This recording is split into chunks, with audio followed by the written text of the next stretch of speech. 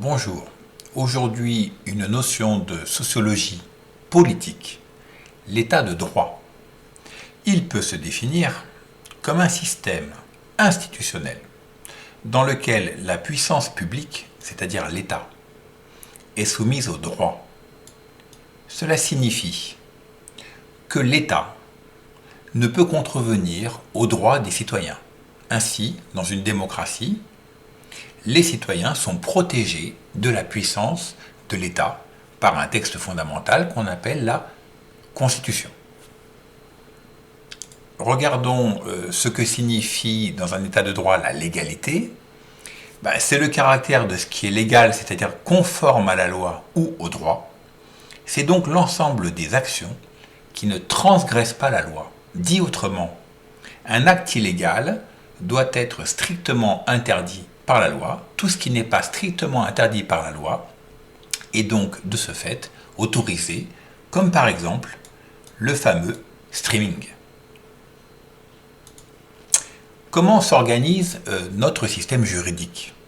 Alors tout d'abord, les lois sont votées dans les deux chambres, Assemblée nationale et Sénat, qui sont des chambres élues par le peuple. C'est ce qu'on appelle le pouvoir législatif.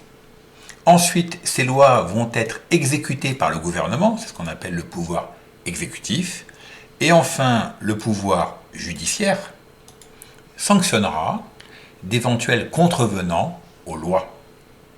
Ça signifie que dans un état de droit, le principe fondamental de la séparation des pouvoirs doit être appliqué. Il préconise que les trois grandes fonctions de l'État que nous avons vues, exécutif, législatif et judiciaire, soient chacune exercées par un organe ou une instance différente.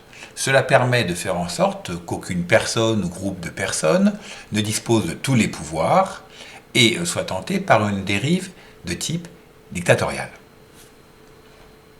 Notre droit, pour préciser, s'appuie sur deux piliers. Un pilier répressif, souvent pénal, c'est l'ensemble des règles ayant pour objectif d'infliger une peine aux criminels due à l'outrage fait à la société. Il s'agit en général de crimes assez graves, qui sont passibles de longues peines de prison. Mais aussi le droit restitutif, dont les règles visent au maintien et au rétablissement de la vie sociale. Par exemple, au tribunal de commerce, une personne peut être amenée à payer une amende pour réparer une faute qu'elle aurait commise. Notre système juridique est profondément hiérarchisé, de telle sorte que la puissance de l'État, là aussi, se trouve limitée. Cela signifie que chaque étage, de bas en haut, doit respecter la norme qui se trouve au-dessus. Ce qui signifie que aucune de ces dimensions ici ne peuvent contrevenir à la loi fondamentale qui est la Constitution. Ça signifie que lorsque l'État français signe un traité international, il doit veiller à ce qu'il respecte bien la Constitution ou alors éventuellement modifier cette même Constitution. Je vous propose de terminer par un petit exercice. Il vous suffit de recopier cette pyramide et à chaque niveau de cette pyramide de mettre l'un des éléments ici de l'exercice. Vous pouvez éventuellement faire une recherche sur Internet pour trouver d'éventuelles définitions ou d'éventuels appuis pour y répondre. Corrigeons maintenant l'exercice. Le mariage pour tous a été une loi votée en 2013. L'espace Schengen est un traité européen que la France a signé.